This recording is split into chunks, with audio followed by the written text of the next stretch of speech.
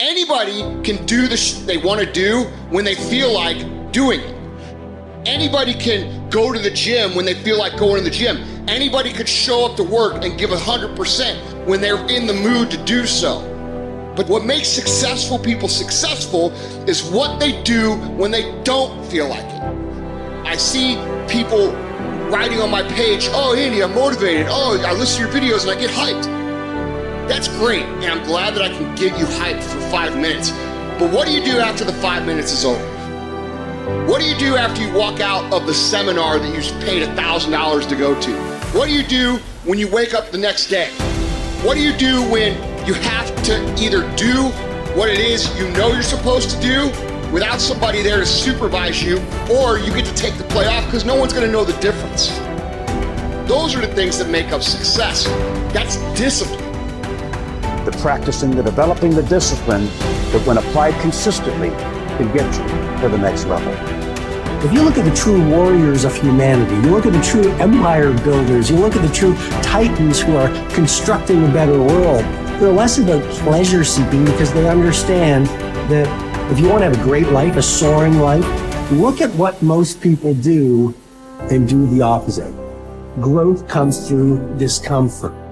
You look at a great athlete, it's the way they show up in the championship game is simply how they showed up in the lonely light of the early hours at practice. To have the results, only 5% of the population have. You've got to be willing to do the things that only 5% of the population are willing to do. Stop going about the day as a servant. Become the master. Run your day and stop having it run you. Believe in yourself. You got one of 100 that has a belief instead of just jaw jet talk of intent. Huge differential there. Differential is somebody just believing life, and the other one taking the most of the opportunity time of life. Remembrance, otherwise forgotten. You have no business being average, but now you justify it. You come up with these great reasons why you can't get up at 5. There are these great reasons of why you have to do everything, why you don't execute, why you don't finish, why you don't follow through, why you say you'll exercise and you do it for about 10 days and you quit. You've got an excuse for why you're average. I guarantee you, if you were humble enough, if you were hungry enough, if you really wanted what you said, you'd sit down and you'd study what you do and you'd say, I can do this better.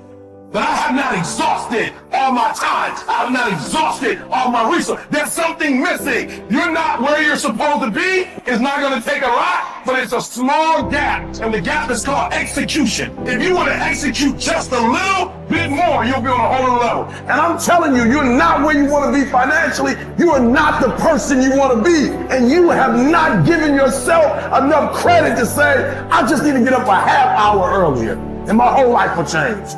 I just need to get up 1 hour earlier. I just need to work 1 hour longer. Doing things that matter take time. Doing things that are great take time. Doing things that are going to get you paid take time. And you can't get around it. You can't outwork time. You can't change it. You can't do anything about it.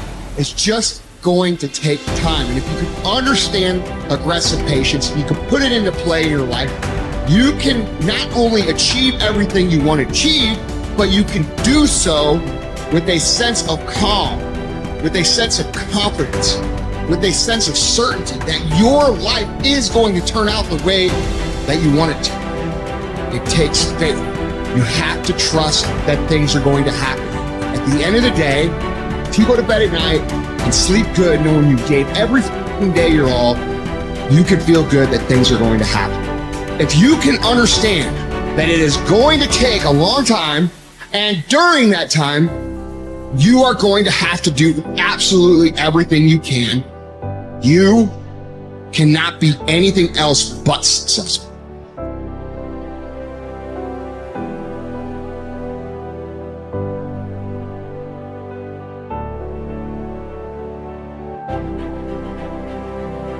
You need structure, you need predictability, and you need more of it than you think, just to keep you sane.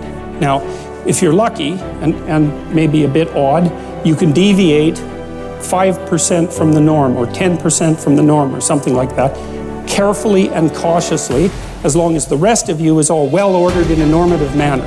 You might be able to get away with that, and you might be able to sustain it across time, and people might be able to tolerate you if you do it, or maybe you'll get really lucky and you happen to be creative but reasonably well put together, and people will actually be happy that there's something idiosyncratic and unique about you. But even under those circumstances, mostly what you want is to have a routine that's disciplined, that's predictable, and bloody well stick to it. You're going to be way healthier and happier and saner if you do that. And then the other thing that you need, because this is one of the things the psychoanalysts got wrong, I think, is that they overestimated the degree to which sanity was a consequence of being properly structured internally, you know?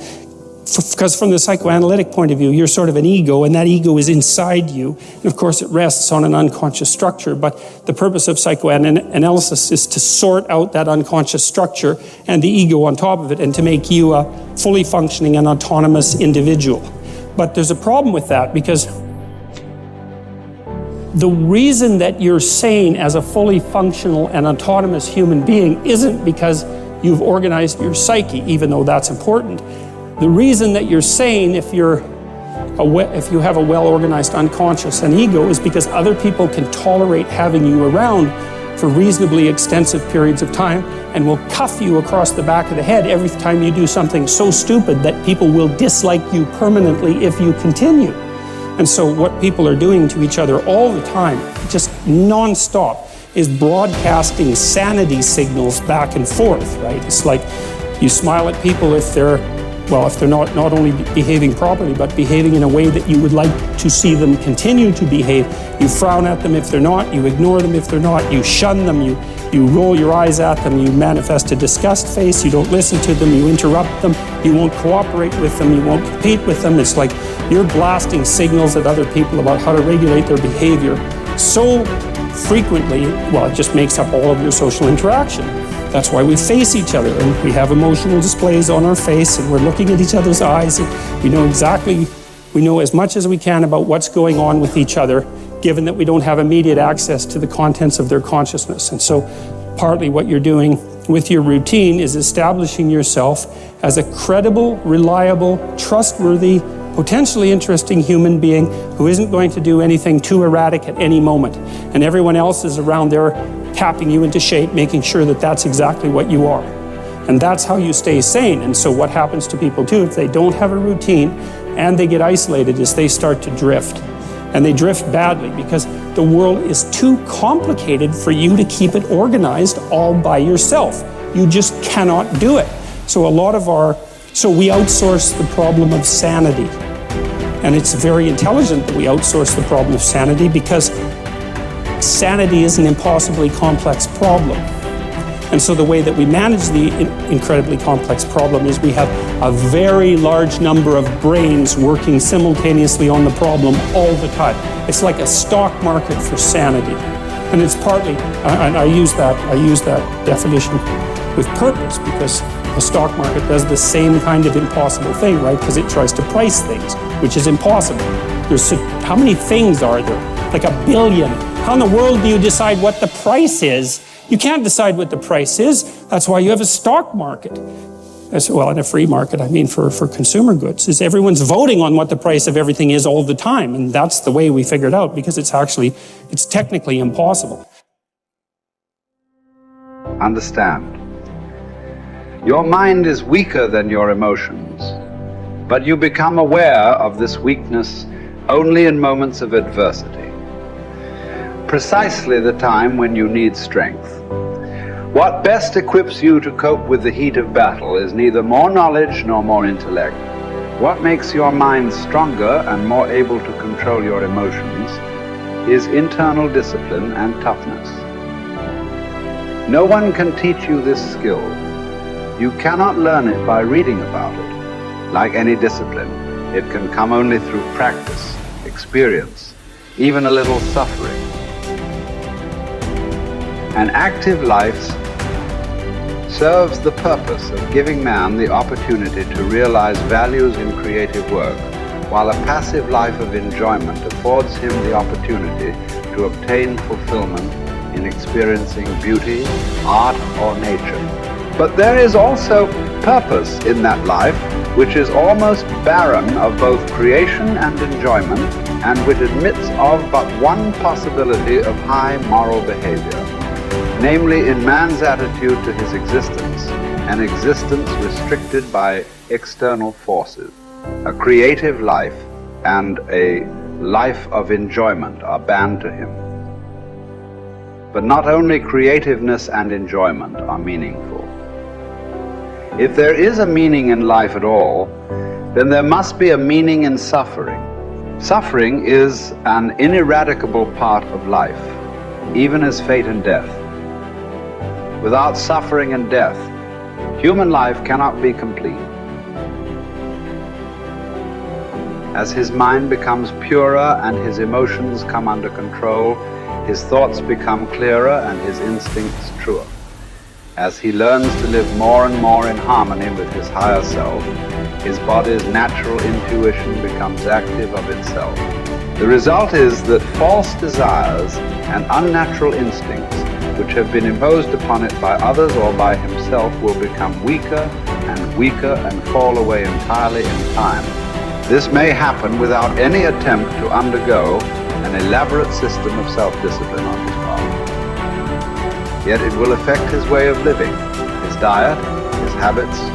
False cravings, like the craving for smoking tobacco, will vanish of their own accord.